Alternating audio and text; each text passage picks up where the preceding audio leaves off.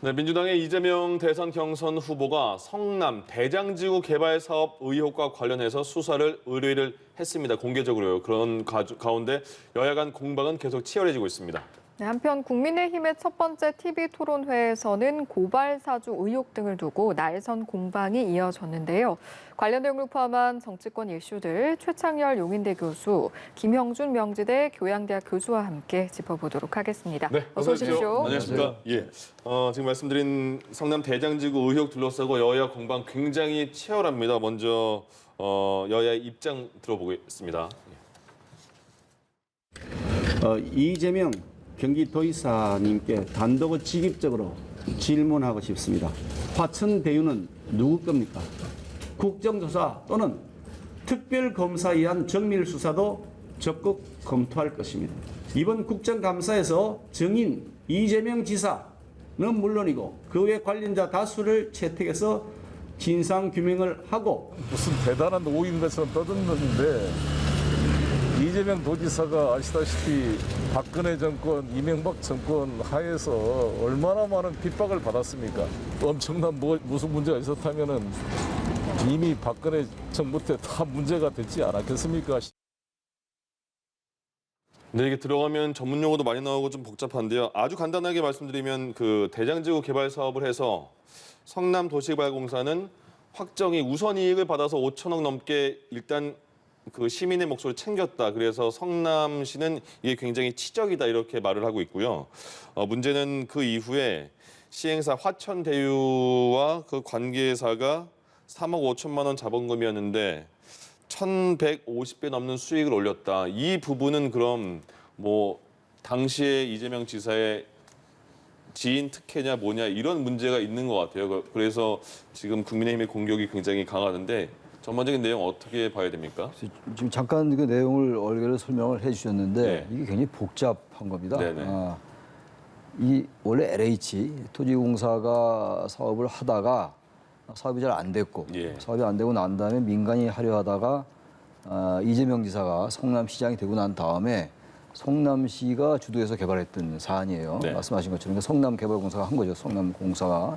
근데 여기서 이제 화천대유라는 회사가 나오잖아요. 예. 화천대유가 나오고 또 SK증권의 이제 그 화천대유하고 6개 이제 사람들이 6명이 했다라는 거예요. 예. 화천대유를 이제 100% 지분을 소유하고 있는 사람이 언론사에 있던 사람이라는 거 아닙니까? 네. 모 씨.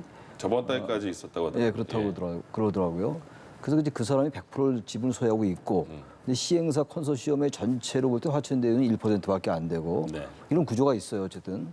이 자체가 문제될 건 전혀 없는 거고. 네.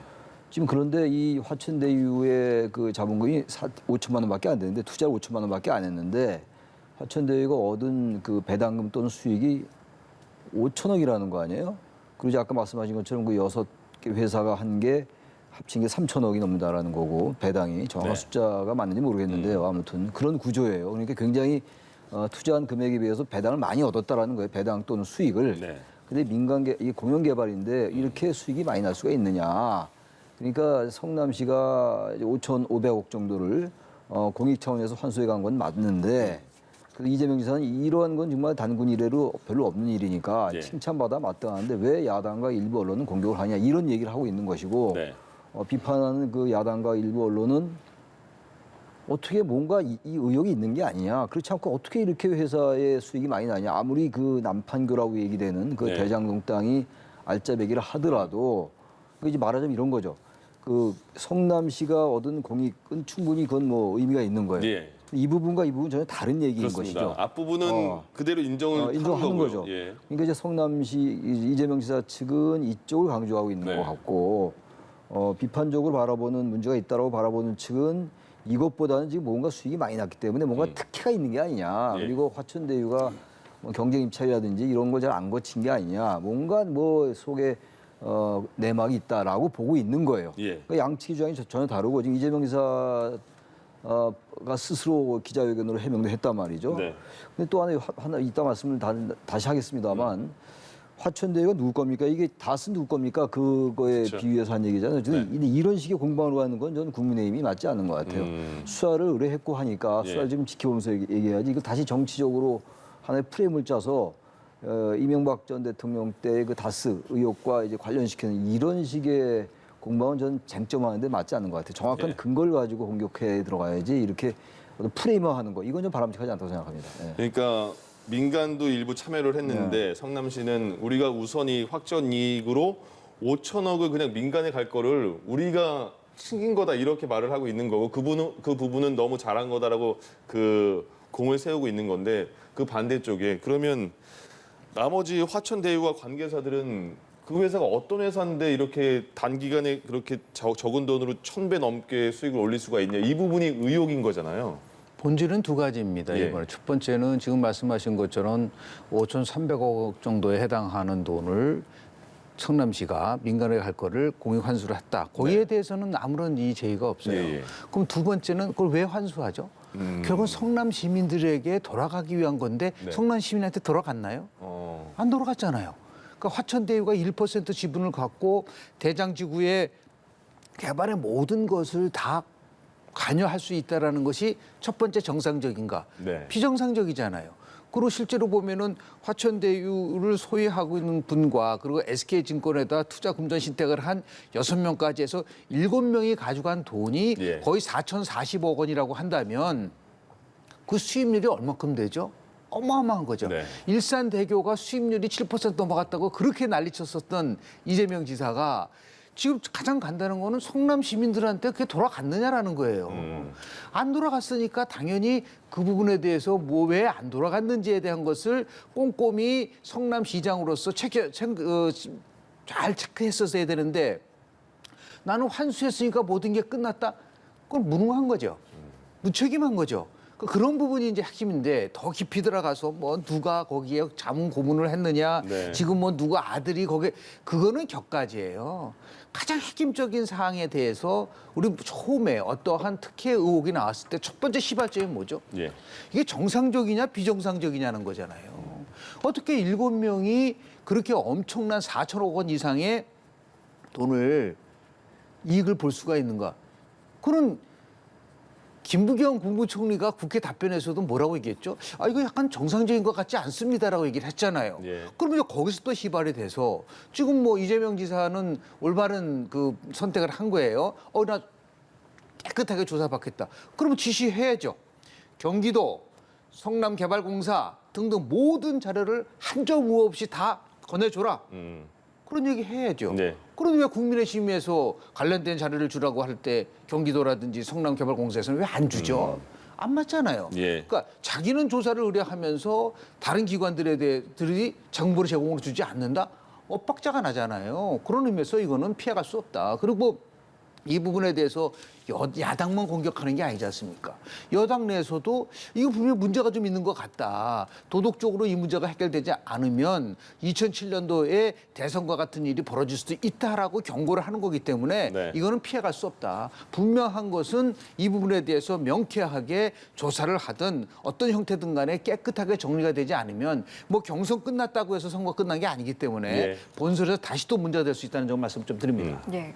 이번 의혹으로 좀 잠잠해지는 듯했던 이재명 후보, 이낙연 후보 간 갈등도 다시 불거지고 있는 것 같습니다. 그런데 공식적인 공방이라기보다는 소속 캠프 의원들의 SNS 또는 인터뷰 등을 통해서 좀 설전이 벌어지고 있거든요. 이런 모습은 어떻게 분석하십니까? 그거야 뭐 계속 지금 대선 경선이 진행되면서 여당도 그렇고 야당도 그렇고 주요 후보들이 주로 SNS나 이제 캠프 이제 참여하는 의원들도 구성원들이 하는 거니까 그 자체가 뭐라고 얘기할 수는 없는데 네.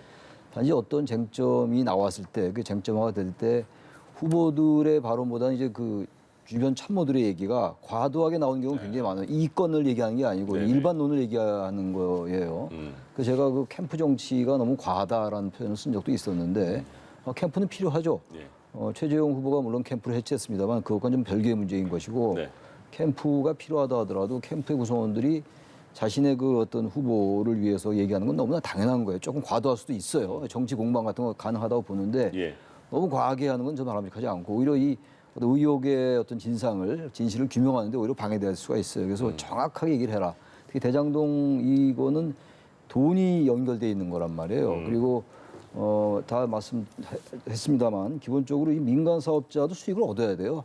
민간 사업자가 얻은 수익이 다만 성남시에 환수돼야 되는 건 절대로 아니죠. 그렇죠. 그런 것들을 이제 서로 얘기를 하고 했던 것이고 특히 이재명 지사가 얘기하는 게 민간이 참여해서 하는 거 그쪽은 모른다라는 거죠. 손해가 나든 이익이 나든 그건 민간의 문제인 것이고 일단 성남시는 5,500억을 시민들의 몫으로 이제 그 환수했다라는 데 초점을 두고 있는 것이니까 네. 그러나 아까 이제 그 김부겸 총리 얘기 뭐 정상적이지 않다라는 얘기보다는 상식적이지 않다 이렇게 얘기했죠. 아, 예, 예. 큰 차이는 아닙니다만 하여튼 상식적이지 않다고 봤던 게 어쨌든 민간 사업자가 이 수익을 가져가야 되는 건 당연한 건데 워낙 또 거기가 알짜배기 땅이니까 엄청난 수익이 원래 기대됐던 거라고 그럽니다. 네.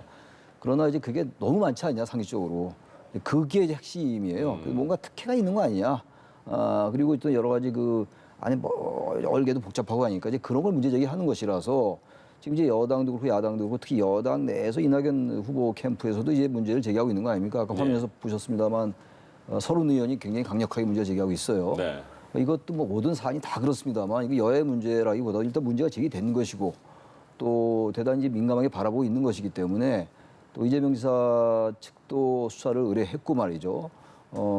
완전하게 정말 이거는 근거가 나올 수 있을 것 같아요. 계약서라든지 예. 그 당시 성남시의 관계자라든지 이런 걸 쭉 이제 조사하다 보면 나올 수 있을 것 같고 조사가 한번 되긴 됐던 거예요. 이명박 정권 때인가요? 수사가 되긴 됐었는데 그땐 이 사안은 이 사안인데 바로 이 문제 이렇게 수익이 많이 난 걸로 수사했던 건 아니고 공익 사업으로 환수가 됐느냐 안 됐느냐 허위사실 유포 관련해 가지고 이제 공직선거법 위반으로 수사가 됐던 적은 있어요. 네. 별 문제가 없던 걸로 판결한 적이 있습니다. 그 얘기 이제 이재명 지사 측에서 하고 있는 거죠.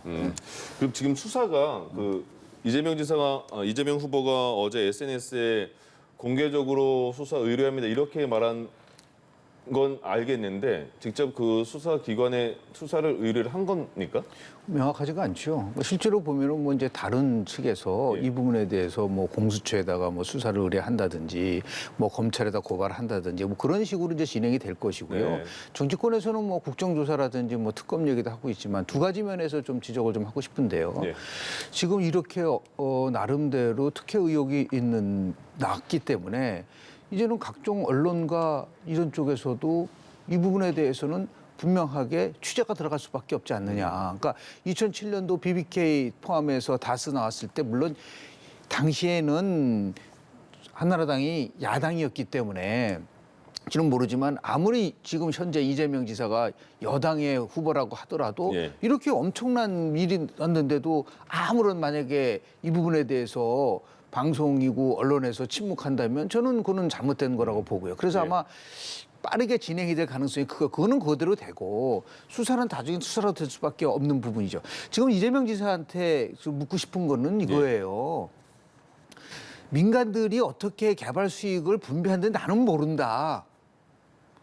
그러면 처음에 얘기했었던 모든 수익이 시민들에게 환원하겠다는 게 안 맞는 거잖아요. 근데 모든 수익은 그 5천억 원 먼저 우선 확보한 걸 말하는 거 아닌가요? 그러니까 예를 들어서 예. 여하튼 간에 5천억 중에서 환수한 거로만 끝나는 게 아니죠. 추가로 어떻게 나가느냐가 추가로 그게 모른다는 어떻게 거군요. 시민들한테 가서 거기에 지금 거주하시는 분들이 훨씬 더 좋은 환경 속에서 거주할 수 있게끔 해야 되는데 예. 지금 대장 지역에서 살고 있는 분들이 지금 또 청원도 하잖아요. 너무 지금 이게 문제가 있다는 얘기를 하고 그러면 그 부분에 대해서 야 이게 뭔가 잘못되지 않았느냐라는 의심을 가지고 당연히 문책도 하고 알아봐야지. 나는 그냥 환수한 거기 때문에 다 끝난 거다라고 나온다면 예.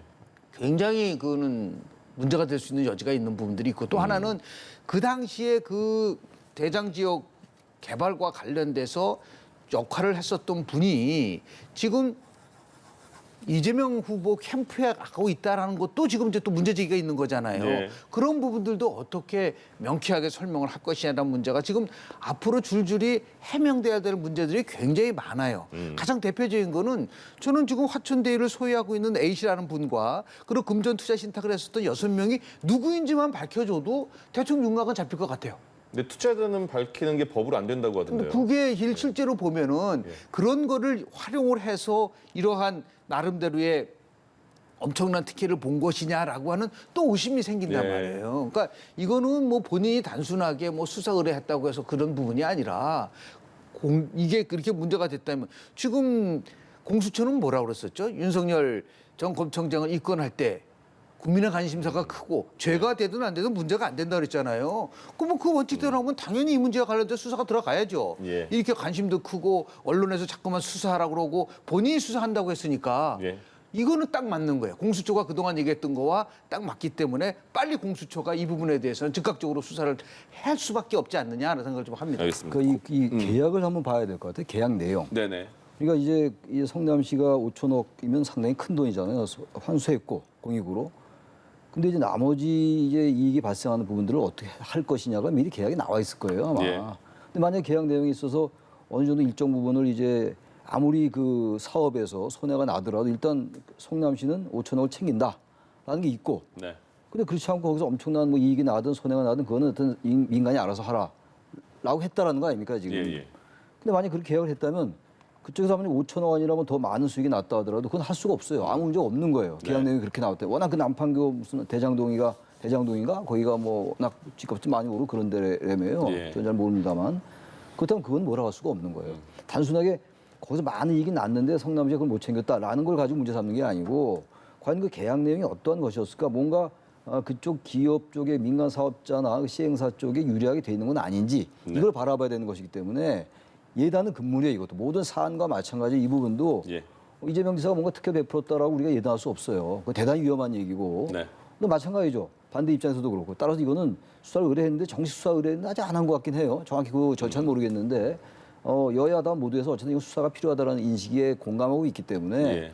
이건 어떻게 수사에 들어가서 뭔가 진실을 밝힐 필요는 있다고 생각합니다. 알겠습니다. 예. 지금 이제 고발 사주 의혹으로 넘어가면요. 지금 그 포인트가 완전히 다릅니다. 지금 그 검찰 쪽에서 고발장을 야권에 보내면서 고발을 사주했다 그런 한 부분이고요. 다른 국민의힘 쪽에서는 국정원장이 여기 개입한 거다 이렇게 나오고 있는 상황이잖아요. 어떻게 지금 상황을 판단하십니까? 일단 뭐 지금 드러난 사실을 가지고 국정원장이 개입했다라고 하는 나름대로의 그런 결론을 내리기는 어렵죠. 네. 그런데 법이라는 건 항상 가장 강조하는 거는 형평성이잖아요. 그럼 지금 두 가지 축이 움직이잖아요. 하나는 윤석열 전 검찰총장이 자신의 측근을 통해서 고발 사주했다라는 그 부분 하나 하고 예. 이게 혹시 정치권에서 어떠한 공작에 의해서 이루어진 것이 아니냐라고 하는 이 두 가지가 있다고 한다면 두 가지를 같이 조사를 해야죠. 어떻게 한쪽만 조사를 하고 이쪽은 아니다라고 얘기하면은 네. 균형성이 무너져 버리기 때문에 그렇게 나온 결론. 지금도 조성은 씨인가요? 그분이 계속해서 처음에는 나는 뭐 고발자가 아니다라고 그러다 또 말을 바꾸고 예. 그리고 처음에는 뭐 2번밖에 안 만났다 그러다가 지금 또 3번 만났다 그러고 네. 또 본인이 갖고 있는 대화방을 폭발했다 이런 게 자꾸만 이렇게 말이 바뀌니까 예. 의혹이 나오는 거 아니겠습니까? 그런 의미에서 봤을 때 이 부분도 마찬가지라고 좀 봐요. 다 지금 의혹에 대한 부분인데 예. 문제는 아예 그냥 피의자를 입건을 해버렸단 말이에요.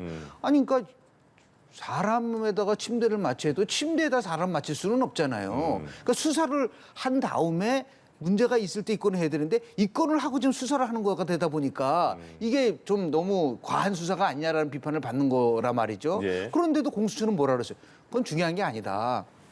국민의 관심사가 크기 때문에 예. 그리고 언론사가 빨리 조사하라고 그랬으니까 그럼 똑같이 여기도 조사를 해야죠. 예를 들어서 그 지금 고발자와 관련돼서 또는 이 지금 각종 의혹들이 제기되고 있지 않은가 국정원장과 관련된 부분들 이 부분들에 대해서도 형평성 있게 조사를 해야지만이 나름대로 그 결과가 나왔을 때 나름 우리가 좀 설득력 있는 것이지 네. 한쪽만 계속 여기는 뭐 한쪽에는 뭐 공수처, 검찰, 경찰 뭐 전부 다 조사하고 이쪽은 하나도 안 하고 예. 그렇게 되면 이거는 편향적 수사라고 비판받을 수 있는 부분들이 있기 때문에 이런 면에서 빨리 공수처가 저는 결단을 내려야 된다고 저는 봅니다. 수사까지 들어가야 된다고 보시는 건가요? 본인이 이제 예. 공수처가 그동안 얘기했었던 원칙이 있잖아요. 네. 이 문제가 얼마나 국민들의 관심이 크고 언론에서도 직역 얘기하고 또 예. 나가서 아까 그 이재명 지사가 나를 빨리 수사를 공식 요청한 거와 마찬가지로 그러면 똑같은 논리로 국정원장도 이거 수사해달라고 그랬어요.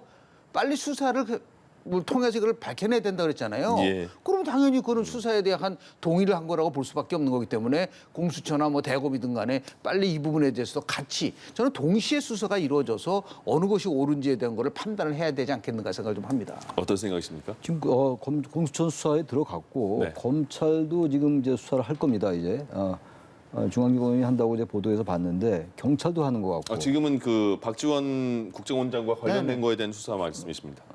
예. 박지원 국정원장에 대한 수사도 해야 되겠죠. 예. 지금 그것도 의혹으로 나오는 거니까 물론 이제 본질이냐 뭐 곁가지냐 이런 얘기를 많이 하잖아요. 고발 사주 의혹이 본질이에요. 그건 누구나 다 인정하는 바고. 대체로 지금 손준성 검사가 김웅 의원에게 보내고 김웅 의원이 제보자에게 보냈다라는 얘기하고 있는데 또 손준성 검사는 부인하고 있고 또 최근에 또 손준성 검사가 아니란 얘기도 나오고 있고 그래요. 네. 이게 여전히 미궁 속입니다. 그래서 결국은 수사로 밝혀야 되는 것인데 네. 박정훈 국정원장도 수사를 해야 된다고 얘기하지 않았습니까?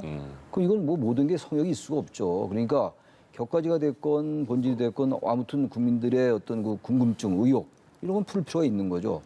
근데 지금 이제 전반적인 역시 그 문제는 검찰이 야당에게 고발을 사주했는가? 네. 그게 본질은 본질이에요. 그러나 지금 이제 앞서도 이제 말씀하신 것처럼 조성은 씨가 8월 11일 날 이제 국정원장을 만났다고 그랬는데 그 이후엔 또 부인하다가 8월 말에 또 만났다고 그러니까 네.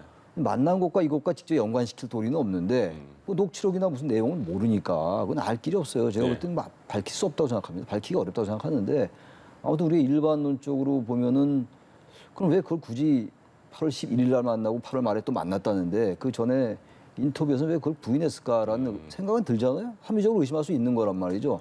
그런 것들을 해명할 필요가 있어요. 저는 그래서 조성은 씨가 국정원장은 전혀 얘기를 안 했다고 말씀을 하고 있으니까 박 원장은 말이죠. 조성은 씨가 왜 자기가 그렇게 얘기했는가? 착각일 수도 있겠죠. 8월 말일 만났지 않았는 줄 알았는데 나중에 알고 보니까 만났던 것 같더라고 할 수도 있어요. 예. 기억이라는 게 작년 일이니까. 아니 그건 올해 일이죠. 올해 네. 일인데. 근데 일주일 전 일도 어쩐데 헷갈릴 때가 있으니까 그렇다 하더라도 이 워낙 예민한 사안이잖아요. 우리 현직 국정원장이 이 어쨌든 언론에 나와서 얘기를 하고 막 이런 부분들이기 때문에 난 관계가 없다 뭐 이런 말씀을 했단 말이에요. 박지원 예. 원장이. 그렇다면 조성은 씨가 그런 것들에 대해서 분명한 해명을 해야 돼요. 얼떨결에 얘기가 나왔다 그런 얘기하는데 아무리 그게 격가지라 하더라도 얼떨결에 나올 얘기가 따로 있잖아요. 예. 상의했다고 해놓고 그거는 별거 아니다. 얼떨결에 나왔다 해놓고 그 얘기는 없다면 뭐 다른 얘기 했다는 거 할 말은 없지만 그런 부분들도 같이 밝힐 필요는 반드시 있어요. 마침 그렇기 때문에 검찰 그리고 뭐 공수처, 경찰, 대검, 감찰도 여러 군데서 진상 규명이 들어간 사항이잖아요. 조사가 됐건 수사가 됐건. 예. 이것도 아까 대장동 뭐 개발 사건과 마치 의혹 사건이죠. 이것도 의혹이에요. 지금 대선이 전부 의혹으로 덮여 있어요. 모든 게 의혹 덩어리입니다, 도대체. 그리고 각 지정은 전부 자신의 유리한 얘기만 하고 있고 네. 유권자는 도대체 뭐가 뭔지 모르는 것이고. 그래서 저는 이런 생각이 들어요. 이게 대선이 원래 그런 것이긴 합니다만 지지난해 그 조국 사태로 완전히 진영이 갈라졌었잖아요. 네. 지금은 이제 그게 많이 덮여지긴 했다 하더라도 다시 진영 싸움으로 가고 있어요. 물론 대선이라는 게 우리나라 대선이 보수 진보로 양대 진영 대결로 가는 건 맞는 그게 현상이긴 한데 이 사안 의혹이 전부 진영 대결로 가고 있다 이런 얘기. 그래서 조금만 이쪽에 유리한 얘기랑 이 사람은 저쪽 편 아니냐. 조금은 이제 객관적인 얘기를 하면 또 이 사람도 이쪽 편 아니냐. 이렇게 보지 말았으면 좋겠다는 거예요. 그러니까 이걸 밝혀줄 사람들이 역시 수사기관들이에요. 예. 수사기관이 그 정당도 제가 항상 말씀드립니다만 정당이 뭐 이런 얘기 안 할 수 없다 하더라도 정당도 가능한 발언을 좀 자제하고 수사기관 좀 지켜봐라. 무조건 단정 짓거나 이렇게 하는 건 좀 자제해야 되지 않느냐. 이런 생각 듭니다. 알겠습니다. 예. 이번에는 대선 경선 이야기로 넘어가 볼까요? 네. 어제 국민의힘의 첫 번째 TV 토론회가 있었습니다. 후보들은 고발 사주 의혹 등 현안뿐만 아니라 과거 행적과 관련해서도 난타전을 벌였는데요. 일단 주요 발언 듣고 돌아오겠습니다. 박지원 공작에 저희 캠프가 관련이 없다는 게 밝혀졌으면 최소한 그것도 사과해야 되지 않습니까? 여의도 기자들한테 다 퍼뜨려가지고 그러면 우리가 특정을 퍼뜨린 것이 했죠. 아니고 그게 퍼져 있기 때문에 성명불상자를 고발장에 기재한 거 아니겠습니까? 예. 보수 진영을 괴멸시키는데 앞장을 서고 당원이나 대국민 사과라고도 하는 게 그게 맞지 않습니까? 검사로서의 한 일에 대해서 사과를 한다는 것은 그거는 맞지 않고요. 6개월 전에 대통령이 될 결심을 하고 평생을 검사로 살아오신 분이 대통령감이 된다고 생각하십니까? 자격이 있다고 생각하십니까? 홍 의원님께서 순간순간은 굉장히 솔직하신데 이게 며칠 지나고 몇 달 지나고 몇 년 지나면 말이 180도 바뀌는 그런 경우를 제가 굉장히 많이 봤습니다. 네, 일단 어제 첫 토론회 어떻게 보셨는지 두 분의 총평부터 한번 들어보도록 하겠습니다. 먼저 여쭤보죠. TV 토론을 통해서 얻는 효과는 두 가지잖아요. 하나는 그동안 몰랐었던 부분에 대해서 특히 이제 후보자에 대해서 이제 판단할 수 있는 정보를 얻을 수 있다는 거 하나 하고요. 두 번째는 저 후보를 내가 선택을 하면 난 미래와 어떤 관련이 있을 것인가에 대해서 나름대로 그런 정보를 제공해 주는 거. 그것 때문에 저는 TV를 본다고 저는 보는데 네. 이 8분이 하는 TV 토론의 그 내용을 보면은 제가 지금 얘기한 거는 전혀 상관없는 얘기를 좀 하고 있어요. 그러니까 거꾸로 얘기하면은 제가 누차 말씀을 드리지만은 저 상품이 나쁘니까 내 상품을 사라는 거예요. 근데 거꾸로 해야 되거든요. 저 상품은 어떤 건지 모르다. 내 상품이 참 좋으니까 내 상품을 사십시오라고 얘기를 하는데 계속해서 간 후보와 관련된 얘기만 한단 말이에요. 저 같으면 저렇게 얘기하지 않겠어요. 저는 이번 대통령 선거에서 제가 핵심적으로 하려고 하는 이런 것들이 이건데 이것에 대해서 어떻게 생각하십니까? A 후보는 그 자기 거를 가지고서 주도를 해야 되는데 뭐 보수가 개멸됐다, 무슨 뭐 후보 자격이 없다, 뭐 이런 걸 가지고 공방을 하니까 도대체 국민들은 저걸 보고 아까 제가 말씀드린 것처럼 나름대로 유익했다, 나름대로 참 좋은 토론회다 그렇게 생각을 할까요? 그 토론의 기술을 좀 배웠으면 좋겠어요. 좀 다시 한번 좀 공부 좀 하고 8명의 후보가 유권자들이 정말 무엇을 원하고 있는지에 대한 거를 좀 세심하게 좀 고민도 하고 거기에 걸맞는 또 이제 토론이 8번이나 되잖아요. 이제 한 번 끝났으니까 그런 면에서 조금 더 숙지를 좀 해야 되지 않겠나 생각이 좀 들고 첫 번째 토론에서 그런지 뭐 그렇게 크게 부각된 거는 없고 서로 어떻게 보면 난타전식만 된 거가 아닌가라는 생각을 좀 합니다. 예, 전반적으로 아쉬움이 많은 토론이었다는 총평이셨던 것 같습니다. 어떠셨습니까? 8명이 하는 거잖아요. 8명이 하니까 집중도가 떨어질 수밖에 없어요. 토론을 이제 단둘이 해야죠. 1대1로 해서 어떤 쟁점을 가지고 저런 토론이야말로 그건 이제 어느 쪽에 딱 쓸 수 없고 자기 얘기니까 이제 평론가들이 하는 얘기는 다를 수밖에 없단 말이죠. 근데 이제 8명이 저런 얘기를 하다 보니까 아무래도 이제 관심도 좀 떨어지는데 그래도 생각보다는 워낙 토론회가 워낙 국민의힘이 없었잖아요. 지난번에 해야 되는데 뭐 비전 발표지를 바꿔서 뭐 비판을 많이 받았고 그래서 그러면서 이제 관심을 좀 받았는데 이것도 역시 이제 1위 후보가 뭐 지금 윤석열, 홍준표 후보가 지금 뭐 앞선이 하는 게 있다 하더라도 아무래도 1위가 윤석열 후보가 많이 나오니까 윤 후보에 대한 공이 많이 집중된 것 같은데 제가 어디서 하나 대단히 이례적으로 봤던 게 홍준표 후보가 그런 얘기를 했더라고요. 조국 수사가 너무 과잉 아니었느냐. 그건 굉장히 뜻밖이었어요. 그건 보수 진영에서 나오기 좀 어려운 얘기잖아요. 그 저는 얘기 물론 그렇게 생각할 수 있죠. 그쪽은 뭐 홍준표 후보의 생각이긴 한데.